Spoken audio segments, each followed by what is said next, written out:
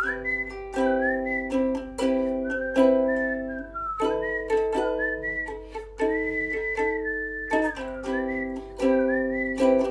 are the top books that I read in the past month and a half.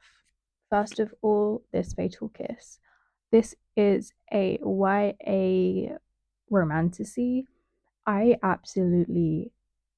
of all, the cover was just stunning, and that's what drew me to it first. And then it was just so beautifully written, and also the context of the folklore in the book was stunning because you could tell it was written by someone who knew what they were talking about. The details were amazing. The writing was beautiful. I know for a fact that if someone can get me to enjoy a YA these days, talent, pure talent. I loved it. It went in directions that are not cliche and often not done, but also tropes that a lot of people do love. And I think it was just an extremely, extremely strong book. 5 out of 5. My other 5 out of 5 was Love and the Downfall of Society by Melinda Kopp. This is a history romance / period romance, and it's based in Paris. I don't want to say anything to ruin this story. It is, first of all, again, the cover, stunning, gorgeous, beautiful, chef kiss. Oh God, I'm actually such a sucker for a good history romance, but this is honestly the best that I've read.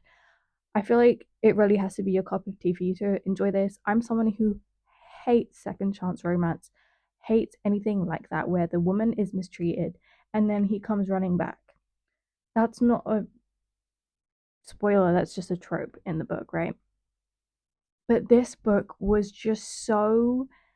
The female character was such a fucking legend. She was a fiery source of feminism.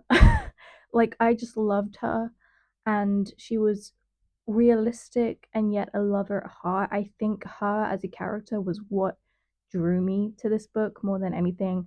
He can go die in a ditch, but am I rooting for them? Absolutely, yes, I am. Usually, though, if I dislike one of the main characters, that's it. It's over for you. I'm not reading this shit anymore.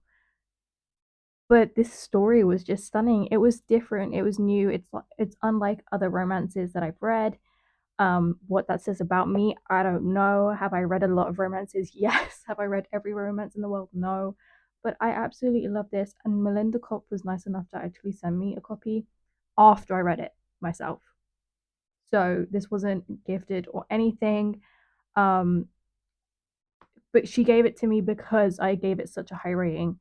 And I just have to thank her for that because it is one of the most beautiful books that I own. I have read like 20 books in the last 6 weeks, and not a lot stand out. So this was the final book. However, what I will say is that the strong books have been very strong. This was an absolute 5-star for me. It is called No Credit River.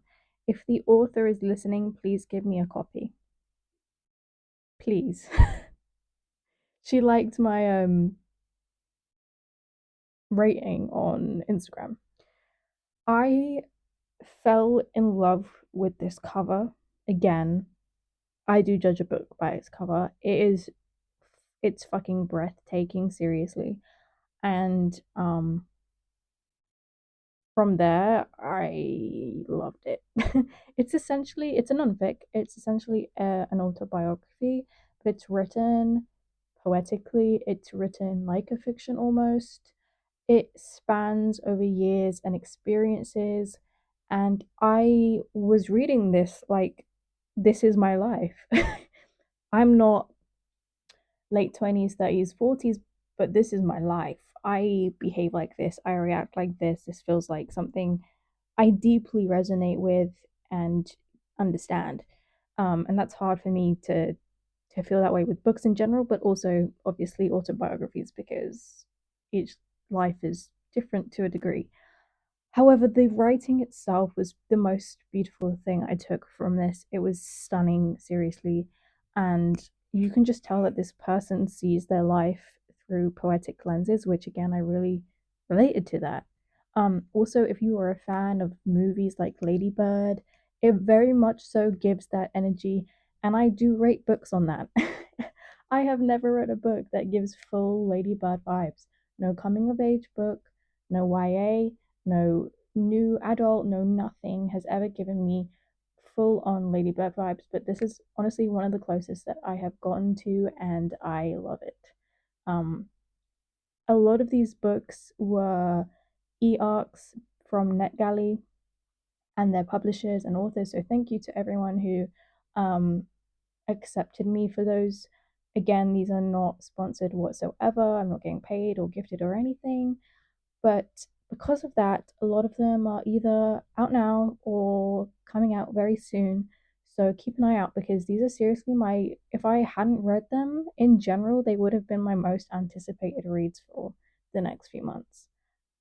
So yeah, those were my top books of the last 6 weeks. I hope you guys enjoyed this video. I love you so much, and I'll see you in the next one.